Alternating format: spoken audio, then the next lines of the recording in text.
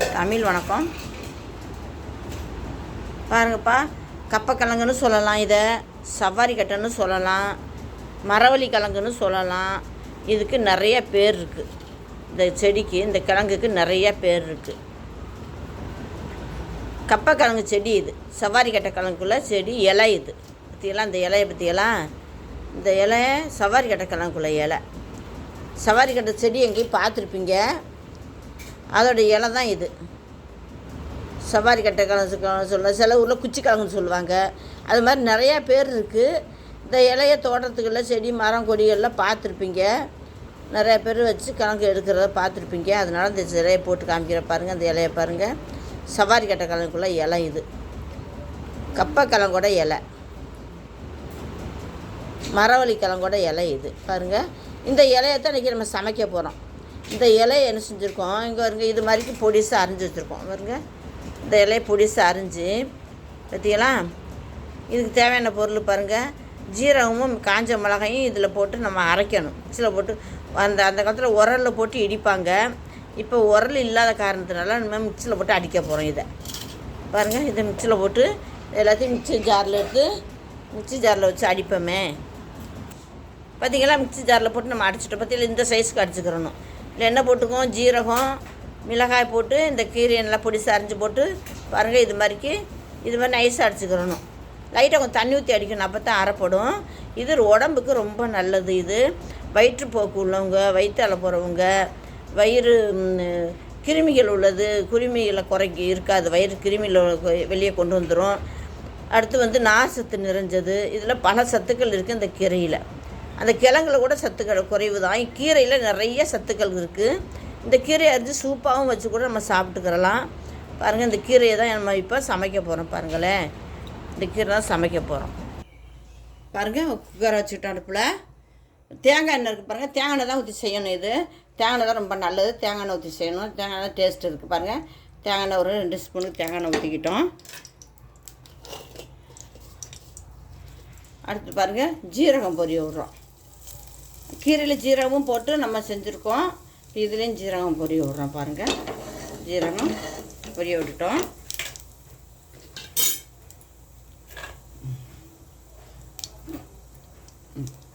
ஜீரகம் பொரிஞ்சிருச்சு லைட்டாக. இப்போ வெங்காயம் போடுறோம். சின்ன வெங்காயம் போட்டுக்கலாம், பெரிய வெங்காயம் போட்டுக்கலாம். நமக்கு எந்த வெங்காயம் இருக்கோ அதை மட்டும் போட்டுக்கலாம். ஆனால் வெங்காயம் கொஞ்சம் நிறையா போட்டுக்கலாம். பாருங்கள்,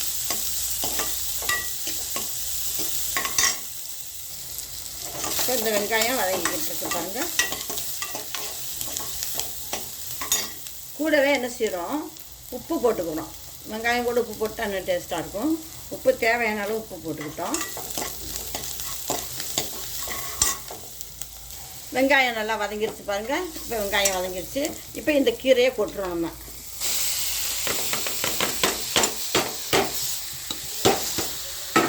இந்த கீரையை கொட்டி நல்லா கிண்டி விட்டு இப்போ இது வேகிறதுக்கு தேவையான அளவு தண்ணி ஊற்றுறோம். பாருங்கள், இந்த கீரையும் தண்ணியும் ஒன்றா இருக்கணும்.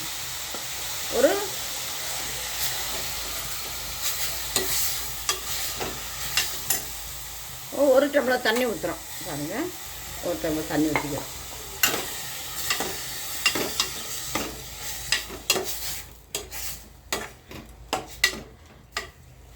இப்போ என்ன செய்கிறோன்னா, நல்லா மூடி வச்சுருவோமே.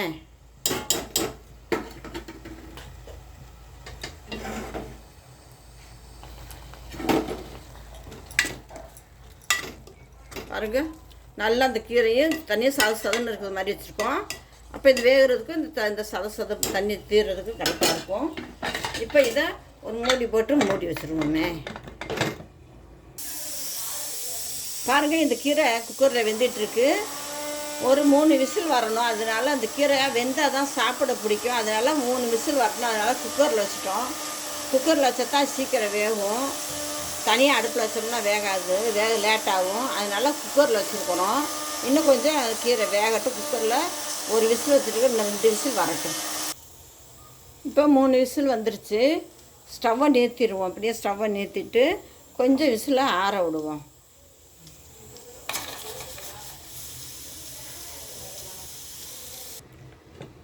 இப்போ பாருங்கள், குக்கர் விட்டு இறக்கிடுவோம்.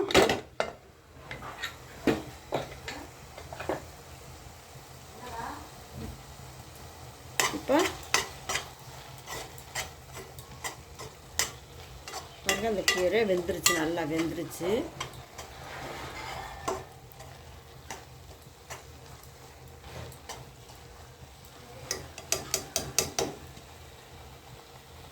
பாருங்கள், இந்த கீரை நல்லா வெந்துருச்சு பார்த்தீங்களா?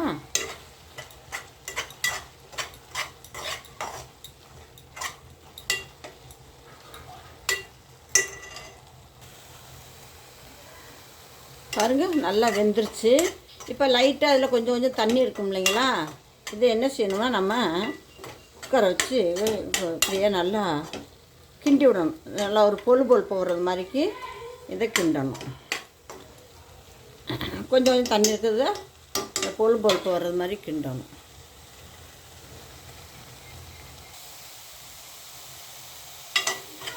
பாருங்கள், இது மாதிரிக்கு இன்னும் கொஞ்சம் பொல்லுன்னு வரணும். நம்ம முருங்கைக்கீரை சுண்டுறது மாதிரிக்கு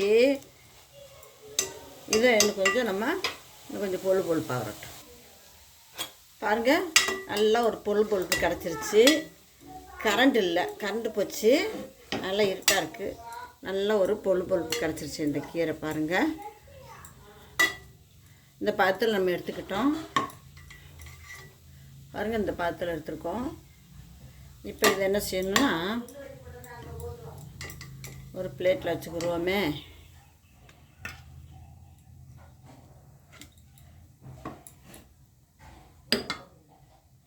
இப்போ ஒரு பிளேட்டில் வச்சுக்கிட்டோம்.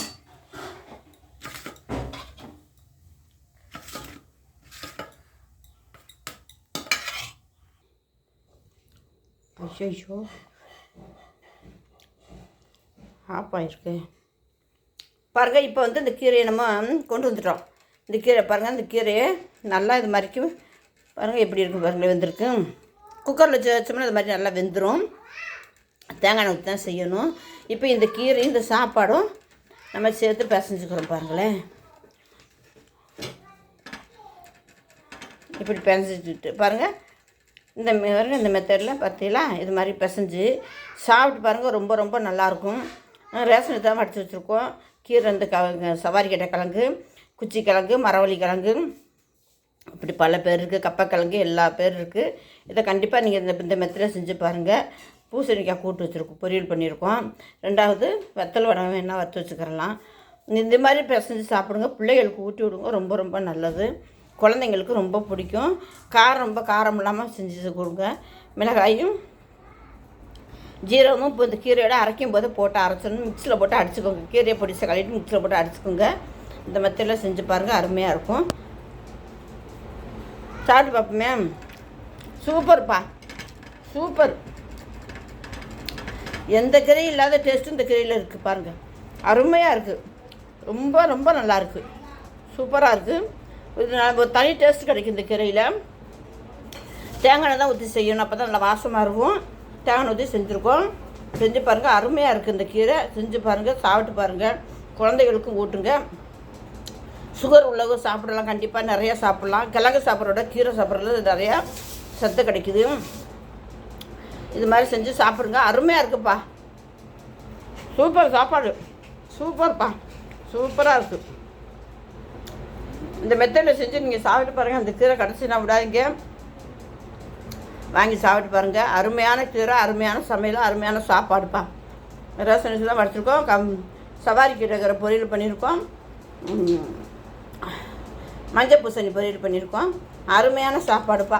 இது மாதிரி நீங்கள் செஞ்சு சாப்பிட்டு பாருங்கள். குழந்தைகளுக்கு ஊட்டி விடுங்க. ஃப்ரெண்டுகளுக்கு ஷேர் பண்ணுங்கள். தமிழ் வணக்கம்.